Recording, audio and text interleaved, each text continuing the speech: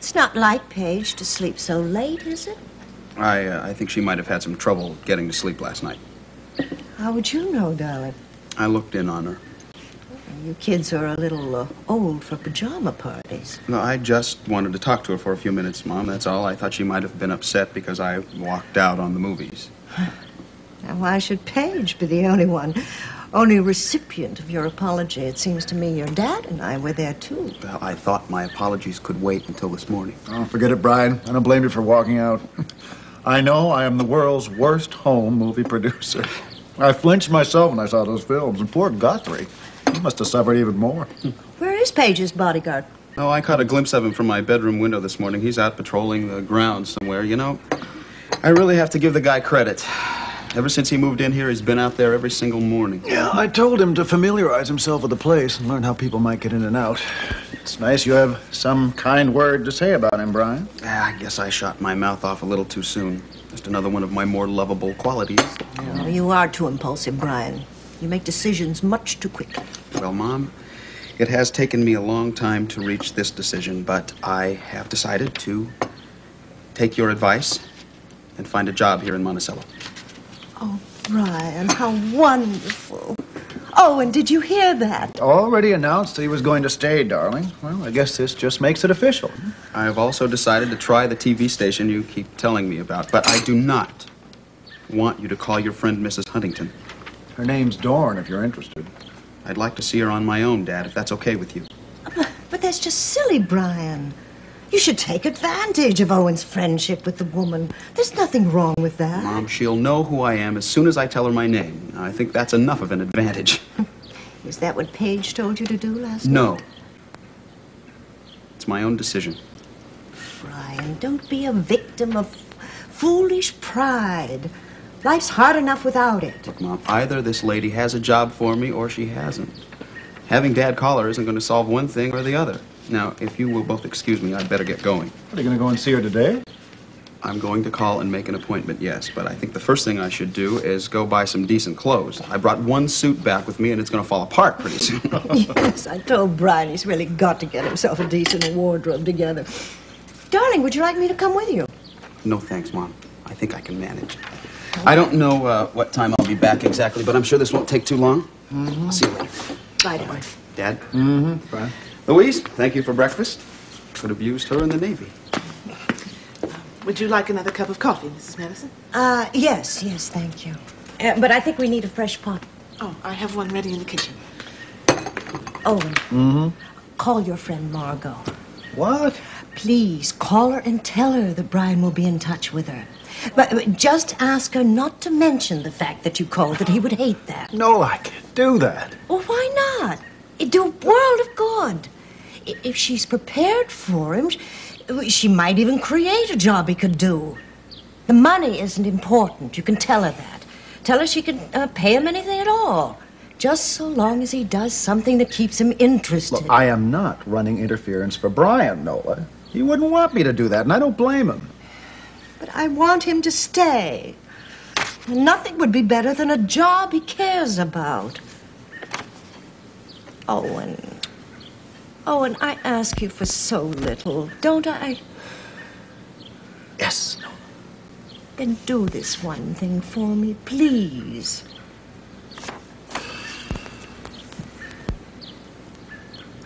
Maybe we could even have the woman over for dinner. Tonight. What would you think of that idea? Oh, well, not tonight. I'm doing something tonight. I have a business meeting.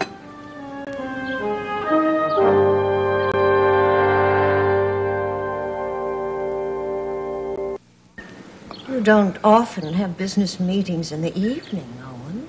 Oh, come on. I used to have them all the time. Breakfast, lunch, and dinner meetings. I used to think you couldn't do business in Hollywood unless you were eating at the same time. Yes, but that was Hollywood, darling. This is Monticello. Yeah, well, guess who's coming to town, by the way? Who? Eddie Vaughn. Your agent? Don't tell me he's got another half-baked project for you. Oh, well, he didn't say anything like that. No, just he was going to be in town one day next week, and he wanted to see me. Wanted to see us both. Next week? Well, then it isn't Eddie you're seeing tonight. No, it isn't. And it has nothing to do with the movie business. No, it's about Paige. I should have realized. Almost every discussion in this house revolves around Paige. I suppose it's with her legal counsel. Well, it has to do with the law, yes. She's not out of the woods, you know. Not legally, and certainly not from the safety standpoint. I still think you're being very foolish keeping her here. It seems to me you could very easily just spirit her out of Monticello without anyone knowing about it. She could live abroad, incognito, until the police catch these people who are after her. Look, don't you think I've thought of that already? But the risks are too great, and the chances that she might be observed, and also Paige's attitude. And she doesn't want to live the rest of her life in hiding. Well, if she wants to live her life at all. Oh, I'm sorry. I know we've talked about this. Yeah, well, we're going to talk about it some more. Tonight. Why not have your dinner meeting right here? Don't worry, I won't interfere. I plan to have dinner upstairs this evening. There's a movie I want to see at 8 o'clock. No, it's already been arranged. Sorry I took so long. Thank you. What time will you be leaving, Owen? Oh, I guess about 7. I'll be home before midnight.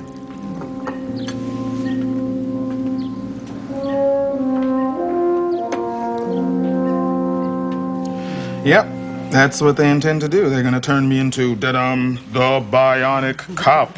What kind of an operation is it? Well, I don't know. The surgeon's supposed to come down and explain it to me this afternoon. But as far as I can tell, they're just going to put a pin in the bone. You mean so they'll knit properly? Yeah, well, that's part of it. But, I don't know, it's a little more to it than that, because the pin's going to actually stay in there. Yeah.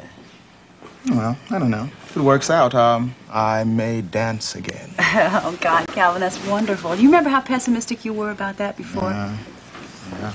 Well, I don't know. They really aren't making me any promises. You know, the whole thing might not work, in which case I'd just be back on the operating table in 3 or 4 months, getting the whole thing removed. It's worth a try. Oh, sure. Listen, at this point, I am willing to try anything.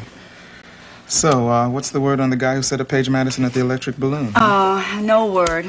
We got his name and a description of him. That's about it. You know, Miss Madison isn't so anxious to keep her friends from us now. Oh, that's good. It's the beginning, anyway. So you still working on a case? Yeah, I'm the only one. It's funny, you know, it used to be the 3 of us. You and me and Steve.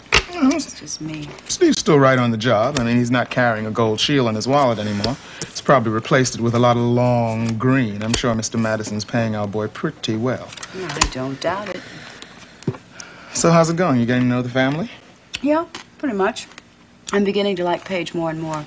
I really believe she was trying to help those people, you know? You do, huh? And what about the rest of them? How about Owen Madisson? Oh, he's very nice.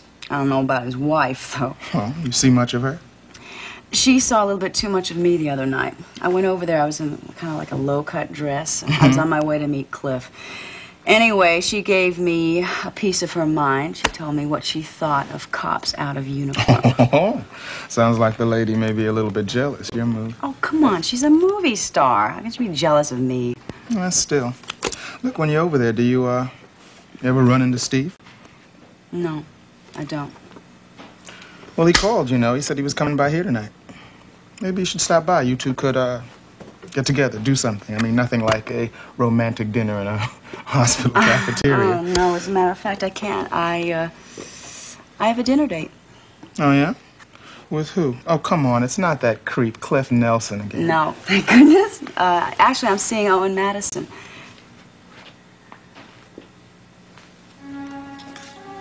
We're going to talk about his daughter.